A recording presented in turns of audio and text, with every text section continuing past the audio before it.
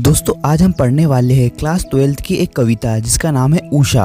इस कविता के कवि शमशेर बहादुर सिंह है। इस कविता में कवि ने सूर्योदय से ठीक पहले आकाश में होने वाले परिवर्तन को सुंदर शब्दों में उकेरा है। तो आइए दोस्तों हम इस कविता को डिटेल से समझते हैं।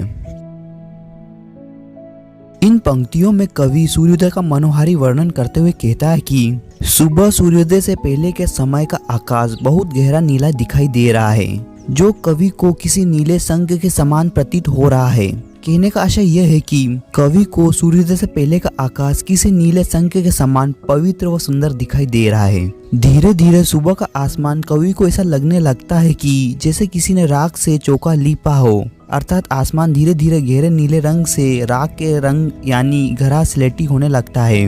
और सुबह वातावरण में नमी होने के कारण कवि को वह गहरा स्लेटी रंग का आकाश ऐसा प्रतीत होता है जैसे राख से किसी ने चौका यानी खाना बनाने की जगह को लीप दिया हो, जिसके कारण वो अभी भी गीला है। कहने का मतलब यह है कि प्रातः काल में ओस की नमी होती है, गीले चौके में भी नमी होती है, अतः नीले नभ को गीला बताया गया है। साथ ही प्रातःकाल वातावरण की नमी ने सुबह के वातावरण को किसी संग की भांति और भी सुंदर, निर्मल व पवित्र बना दिया है। इस पंक्ति में कवि सूर्योदय का मनोहारी वर्णन करते हुए कहता है कि धीरे धीरे जैसे जैसे सूर्योदय होने लगता है तो हल्की लालिमा आकाश में फैल जाती है। उस दृश्य को देखकर ऐसा लगता है जैसे काली रंग की सील अर्थात मसाला पीसने वाले काले पत्थर को केसर से धो दिया गया हो। यहाँ कवि ने काली सील को अंधेरे के समान तथा सूरज की लालिमा को केसर के समान बताया है। एक और उदाहरण देते हुए कवि कहता है कि सुबह के समय आकाश ऐसा लगता है मानो किसी बच्चे की काली स्लेट पर किसी ने लाल खड़ी मिट्टी मल दी हो। यहाँ कवि ने अंधेरे को काली स्लेट के समान व सुबह की लालिमा को लाल खड़ी मिट्टी के समान बताया है।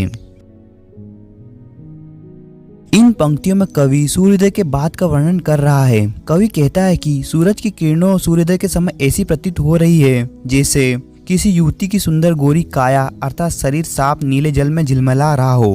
कहने का अभिप्राय यह है कि धीमी हवा और नमी के कारण सूर्य का प्रतिबिंब नीला आकाश में हिलता हुआ प्रतीत होता है। यहाँ पर कवि ने नीले आकाश की तुलना नीले जल से और सूर्य की किरणों की तुलना युवती की सुंदर गोरी काया अर्थात शरीर से की है। कवि आगे कहता है कि जब सूर्य पूरी तरह से आकाश में निकल जाता है तो तब उषा यानी ब्रह्मवेल का हर पल बदलता सौंदर्य एकदम समाप्त हो जाता है। ऐसा प्रतीत होता है जैसे प्रातःकालीन आकाश का जादू भी धीरे धीरे खत्म हो जाता है। कहने का मतलब यह है कि सूर्योदय से पहले आकाश में जो बदलाव होता है वे सूर्योदय होने के बाद समाप्त हो जाता है।